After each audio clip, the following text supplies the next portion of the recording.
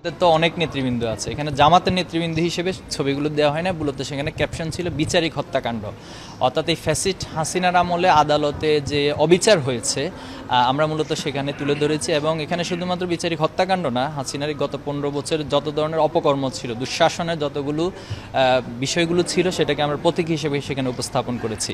তো দুর্ভাগ্যজনক হলেও সত্য, যারা মত প্রকাশের স্বাধীনতার কথা বলে বলে মুখে ফেনা তোলে, তারাই মব সন্ত্রাস সৃষ্টি করে কিন্তু ছবিগুলো নামিয়ে নিয়েছে।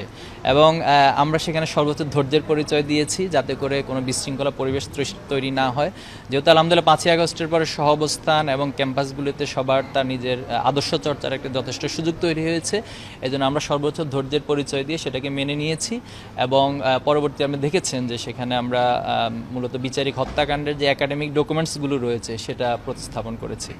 তো এটা মূলত এখানে বিষয় ছিল।